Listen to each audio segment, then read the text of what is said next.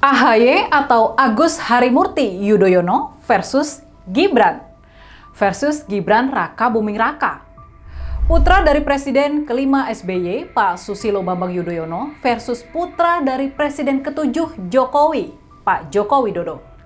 Menteri Koordinator Infrastruktur versus Wakil Presiden.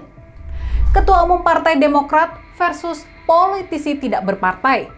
Politisi yang baru saja dipecat dari PDI Perjuangan, yang mungkin nanti bakal didukung sama PSI, partai yang dipimpin sama adiknya, yakni Ketua Umum Kaesang Pangarep. Kalau kalian disuruh menilai, kalau kalian disuruh memilih di antara keduanya, pilihan cuma ada dua. Nah, kalian bakal lebih memilih siapa? Bakal lebih memilih Mas AHY atau Gibran? Menurut kalian, siapa nih yang lebih baik dan yang lebih layak buat jadi pendamping Pak Prabowo di Pilpres tahun 2029 nanti? Mas AHY atau Gibran? Tulis ya penilaian dan pendapat kalian di kolom komentar. Sebelum kita bahas persaingan yang sedang terjadi di antara kedua tokoh politik muda ini secara lebih mendalam.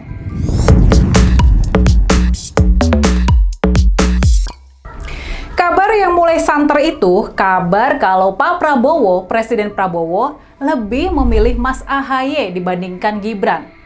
Kalau Pak Prabowo lebih percaya kepada Mas AHY dibandingkan kepada Gibran, akhirnya kabar ini mulai terkonfirmasi. Paling tidak soal ini sudah sempat dibahas juga di tayangan Bocor Alus dari majalah Tempo. Di tayangan tersebut diceritakan kejadian di mana rencana Wakil Presiden Gibran meresmikan stasiun Wus di Karawang, di Jawa Barat. Acara itu dibatalkan oleh Istana dan akhirnya Menko Infrastruktur Mas AHY yang melakukan peresmian dan masuk ke dalam pemberitaan berita-berita media massa. Kabarnya Mas AHY memang sedang didorong-dorong oleh kubu Istana buat mengimbangi posisi Gibran. Tampaknya gak ada sosok yang lebih pas buat menyaingi Gibran selain Mas AHY. Seperti yang sudah disebutkan, banyak kemiripan di antara Mas AHY dan Gibran. Tapi soal kualitas, soal kemampuan, kita jujur aja lah. Kita harus jujur mengakui kalau Mas AHY ini memang jelas bagai langit dan bumi, jauh lebih kapabel dibandingkan dengan Gibran. Dalam soal-soal teknis seperti memimpin rapat dan pidato, jelas Mas AHY ini jauh lebih baik dibandingkan Gibran. Begitu juga dengan jenjang karir. Walaupun sama-sama kurang meyakinkan, tapi Mas AHY jelas adalah seorang tentara. Dia mundur dari ketentaraan ketika berpangkat mayor buat mengikuti Pilkada Jakarta di tahun 2016, di mana akhirnya dia memang kalah telak.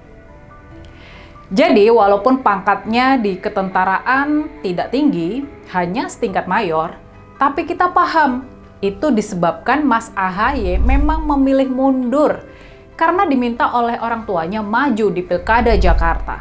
Di ketentaraan, Mas AHY sempat bertugas di kontingen Garuda di perbatasan Israel dan Lebanon Selatan dalam misi menjaga perdamaian. Tugas terakhirnya di ketentaraan adalah sebagai Komandan Batalion Infanteri Mekanis 203 Area Kemuning.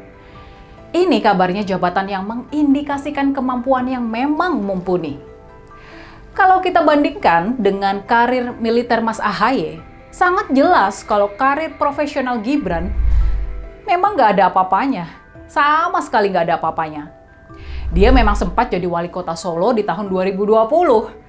Tapi prestasi ini sangat dipertanyakan karena dia maju melawan calon boneka dan didukung oleh mesin politik besar dari bapaknya yang waktu itu menjabat presiden, orang yang paling berkuasa di Indonesia. Dari sisi pendidikan, jelas prestasi Mas AHY dan Gibran sangat jomplang. Mas AHY menyelesaikan SMA di Sekolah Elit Taruna Nusantara sebagai lulusan terbaik. Dia kemudian masuk akademi militer buat jadi tentara. Selain pendidikan militer, Mas AHY juga mengejar pendidikan tinggi formal.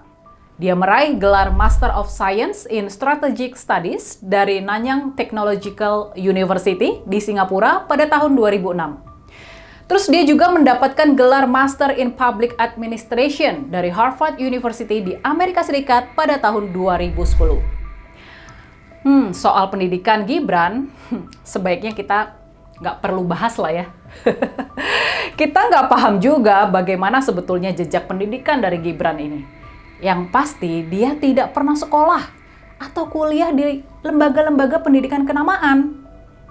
Kenyataan bahwa Mas AHY adalah lulusan SMA Taruna Nusantara Magelang, ini pastinya menjadi nilai lebih di lingkaran Pak Prabowo yang memang dipenuhi sama lulusan dari sekolah menengah yang dibangun sama tentara ini. Kenyataan tersebut memudahkan Mas AHY diterima di lingkungan Pak Prabowo. Sementara itu, kita juga paham hubungan di antara Presiden Prabowo dan Gibran boleh dikata jauh dari baik, sangat jauh dari mesra.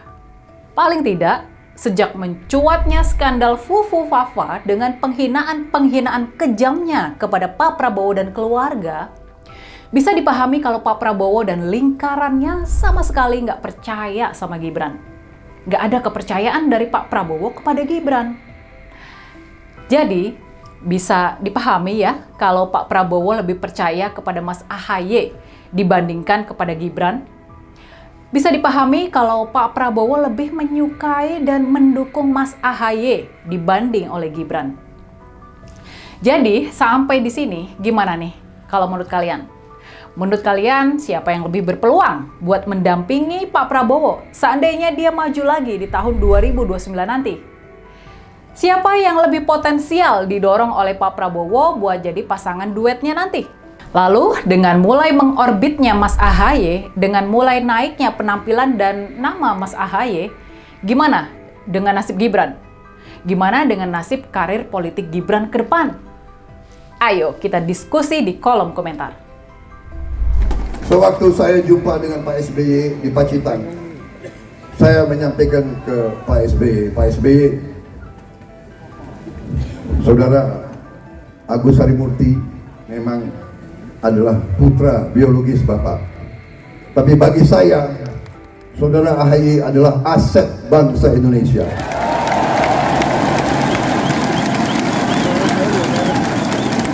Dan sebagai mantan Panglima, mantan Komandan, kita bisa cepat melihat kader calon pemimpin masa depan.